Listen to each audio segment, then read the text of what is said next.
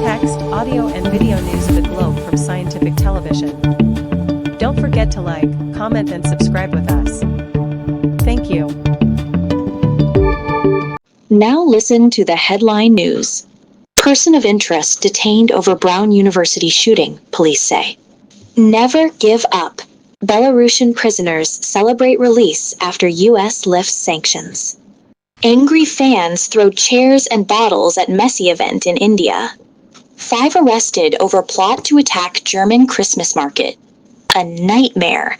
The battle over Warner Bros. Is turning Hollywood upside down. Flood's fears recede as Amber Rain warning downgraded. The making of a WWE legend. John Cena faces his final fight. Manchin urges lawmakers to stop acting in attack mode amid political violence.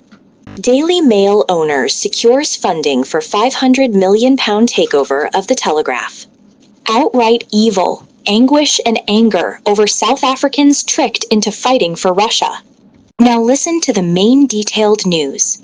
A shooting occurred at Brown University in Providence, Rhode Island on Saturday, leaving 2 students dead and 9 others injured.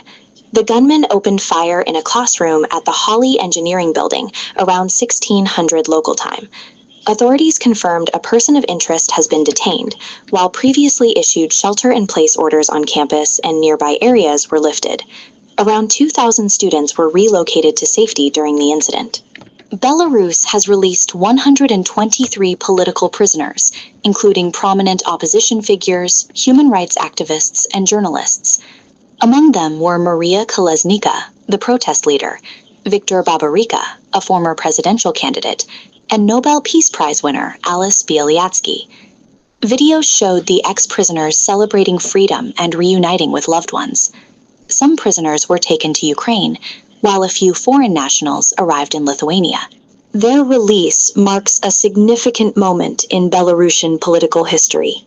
Lionel Messi's promotional tour in India turned chaotic at Kolkata's Salt Lake Stadium when fans rioted after his brief appearance. Thousands had paid up to 12,000 rupees to see the football star, but security and officials obscured him, leaving the crowd frustrated. Fans vandalized chairs, banners, and tents, throwing items onto the pitch.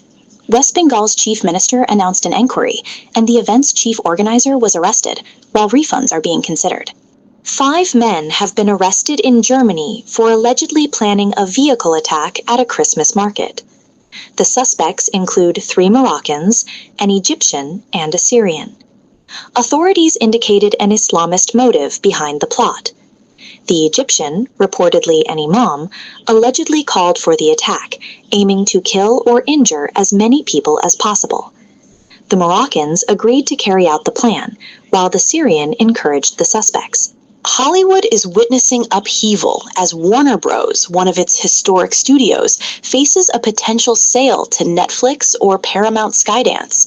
The studio, known for classics like Casablanca, Batman, and Harry Potter, has suffered declining production and massive job losses. Industry workers express concern over losing a cultural icon, fearing fewer opportunities for film and TV projects. Both Netflix and Paramount are competing, creating uncertainty among actors, producers, and crew. The Met Office downgraded the amber weather warning for southwest Scotland as heavy rain and potential flooding eased. A yellow warning remains in force across western Scotland, including the Northwest Highlands, Skye, and the Inner Hebrides. Roads such as the A78 in Greenock remain closed due to flooding, while the A83, Rest and Be Thankful, is diverted as a precaution. Travel disruptions, inspections, and rail cancellations continue amid localized downpours. Former U.S. Senator Joe Manchin urged politicians to stop approaching one another in attack mode amid a rising climate of political violence. His comments came after Erica Kirk, widow of conservative activist Charlie Kirk, emphasized the need to tone down political discourse following her husband's killing in September.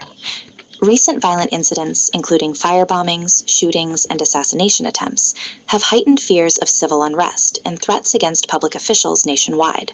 The Daily Mail owner, Lord Rothermere, has secured funding for a £500 million takeover of the Telegraph, marking a significant development in UK media ownership.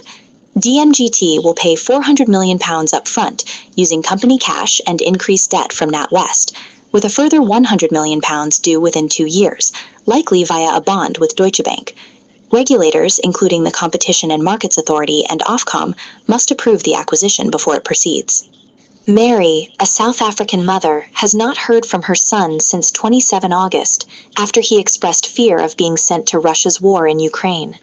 Her son was part of a group of 17 South Africans and 2 Botswanans, allegedly recruited under false pretenses by Duduzile Zuma Sambudla, daughter of former President Jacob Zuma. Families are deeply worried as the men remain in conflict zones with limited communication.